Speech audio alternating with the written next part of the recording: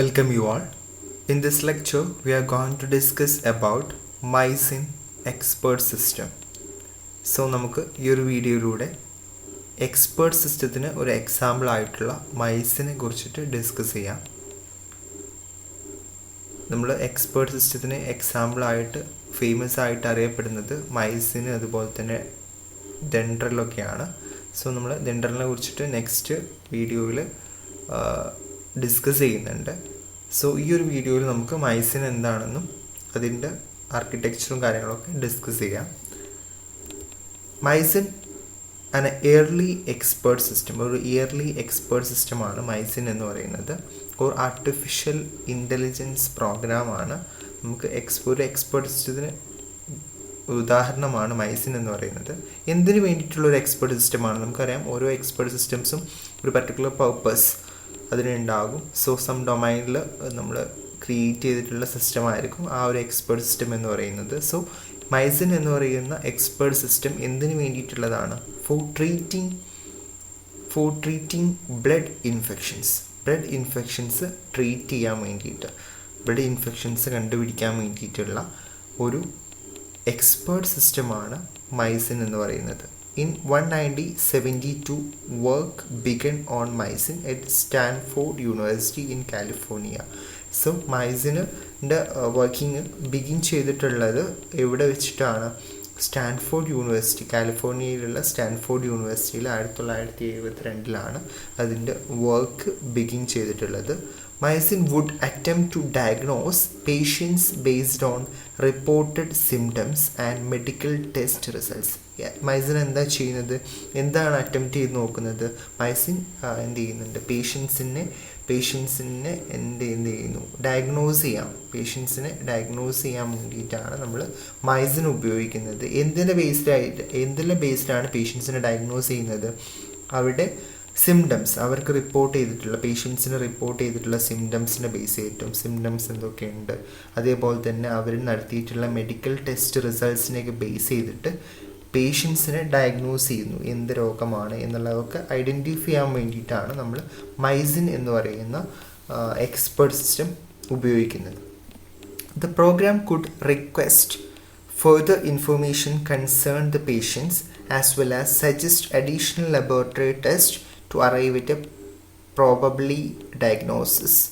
എന്താ പറഞ്ഞിട്ടുള്ളത്? After which it would recommend a course of treatment.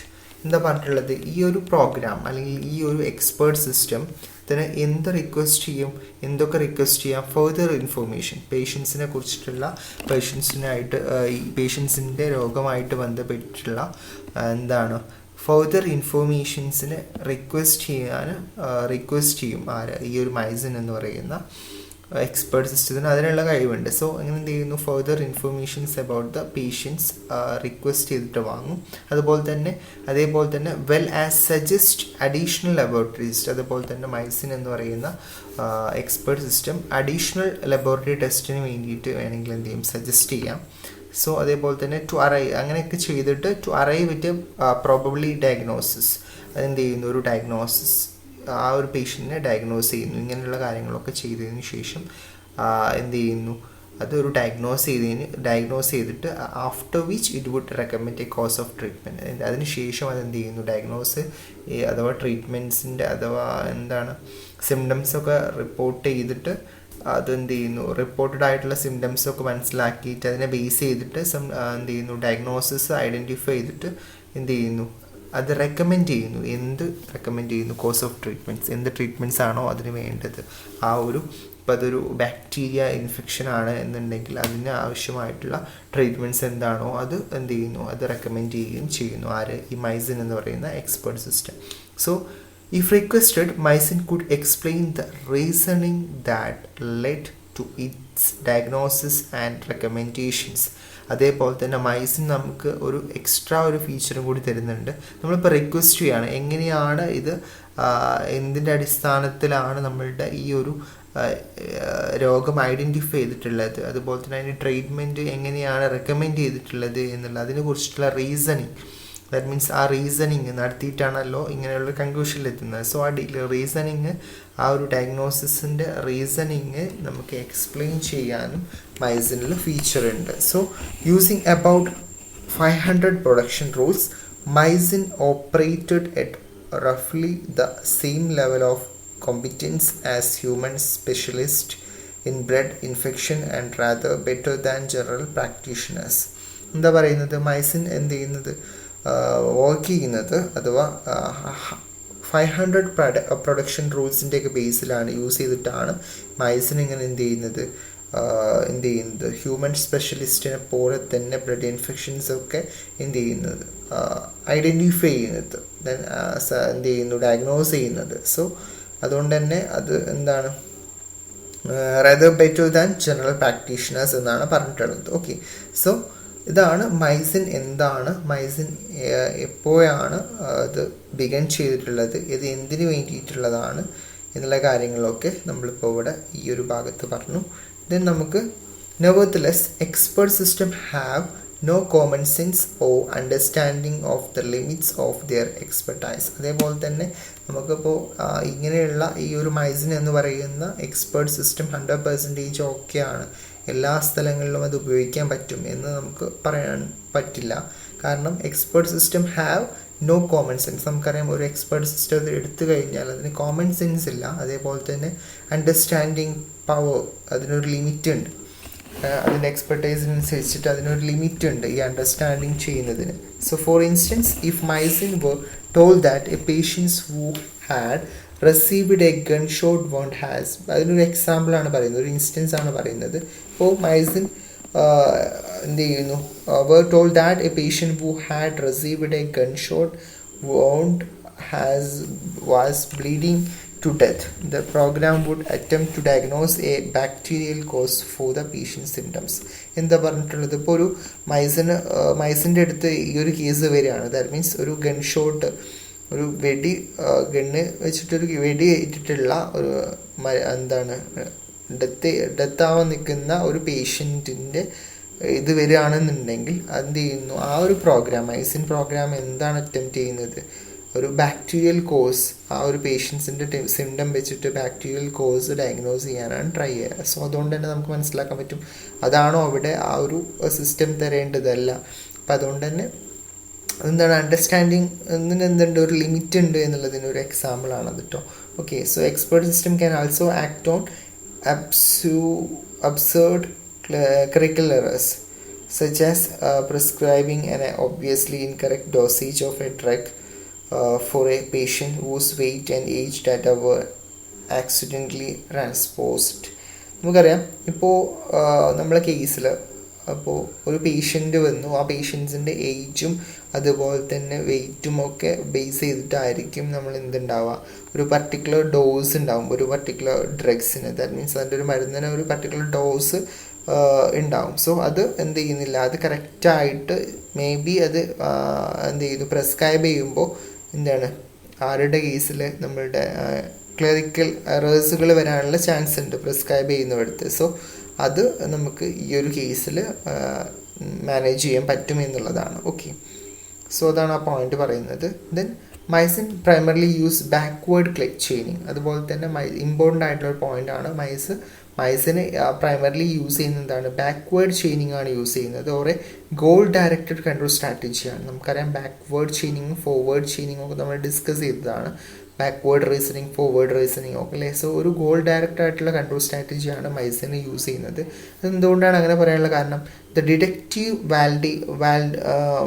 validity of the argument is established in the same way, but the system behavior is quite different. In goal-directed reasoning, a system starts with the statement of the goal to achieve and works backward through inference rules.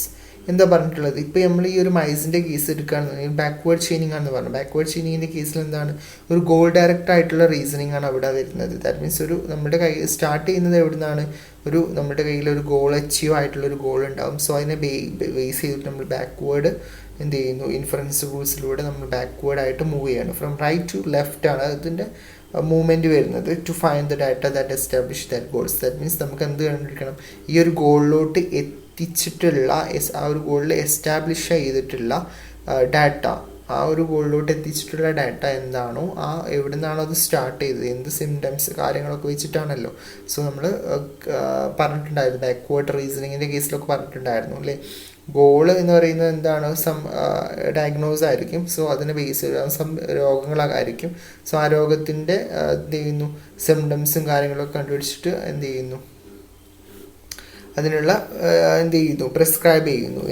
അതിൻ്റെ ഡോസേജും കാര്യങ്ങളും, എന്തിൻ്റെ ഡ്രഗ്സിൻ്റെ മരുന്നിൻ്റെ ഡോസേജും കാര്യങ്ങളൊക്കെ prescribe എടുക്കുന്നത്. So അതുകൊണ്ട് തന്നെ നമുക്ക് എന്ത് പറയാം, മൈസിൻ എന്ന് പറയുന്നത് ഒരു ബാക്ക്വേർഡ് ചെയിനിങ് ആണ് യൂസ് ചെയ്യുന്നത്.